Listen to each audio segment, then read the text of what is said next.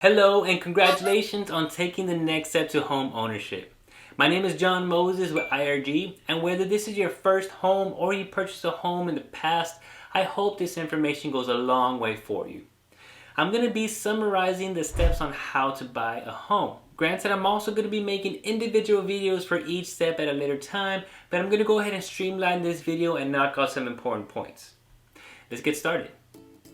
First, find yourself a realtor you can trust.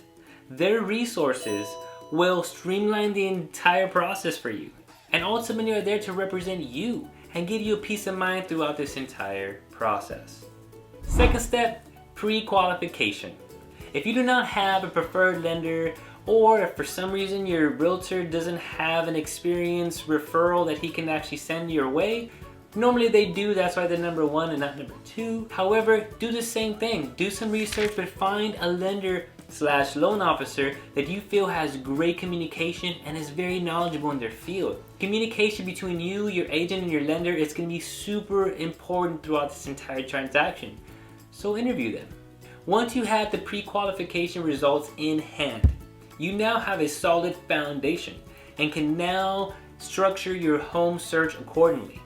Guys, quick side note, yes, and applying for anything can be a little intimidating. However, let me reassure you, the answer is never an absolute no.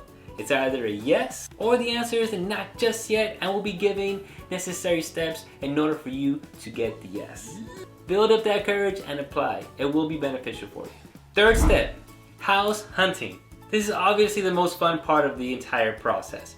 I would still encourage you to make an absolute no list and an absolute must-have list, and be on the same page with everybody in your party. Either if you're doing it by yourself, great, but if there's somebody else involved in the transaction, make sure that y'all both create a list together. It'll make the whole process a lot smoother for you. Also, do not worry if that list changes while you're looking at houses. That happens, it's normal. Just make sure everybody is on page and make sure your realtor is aware so he can go ahead and make the adjustments and send you homes that'll fit your needs. Number 4, placing an offer. At this point, it can start kind of feeling a little bit cumbersome, but don't worry.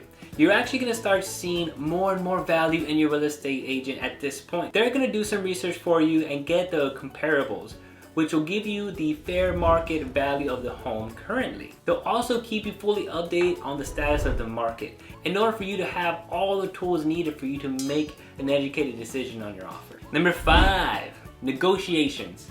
This is honestly one of my favorite parts of the entire process. Depending on the market, you might experience a dialogue of what the seller is willing to accept or not accept on your offer. And honestly, it's really going to be based off of understanding your leverages as a buyer. Feel free to lean on your agent for suggestions and tips. And if all works out and the seller agrees and you're happy with it and all that, and then the offer gets executed is just fancy saying everybody agrees and the contract has been signed by both parties. At that point, congratulations. You're moving on to the next step. You're under contract/option period. Take this time to celebrate. This is a huge win. The house is no longer available for anybody else to steal it away from you because you're now abided under contract. And let's backtrack just a little bit. You found an agent, you've been pre-qualified, you did your house hunting, negotiated, placed an offer, blah, blah, blah. All those processes may have not been too much of a time crunch, obviously depending on your situation. But at this point, you are under a contract, meaning that there's contractual obligations and dates that you must abide by. If you do not, you have an opportunity of losing out on this home and any monies you've already invested throughout this process. Getting worried there? Busting a sweat? Guys, don't worry. It's not that crazy. Most agents like myself have a full team that will have your back. We hire transaction coordinators as well that'll go ahead and keep track of all those crucial dates, keeping all parties involved to make sure that we do our part. So you're covered. Now you're also simultaneously placed into an option period. This is very important to protect your short-term and long-term investment for this property. Essentially, an inspector will go into the property and review its current condition. Depending on those results, we can always go back into the negotiation table to the seller and discuss the repairs. In worst case scenario, and as long as you're within that option period time frame, if it ends up being too much work and the house is in disarray, you have this chance to terminate the contract, get your earnest money back, and look for another opportunity. Hopefully it doesn't get to that point, but you're covered.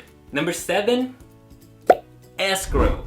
Guys, you have no idea how many people ask me, what the heck is escrow?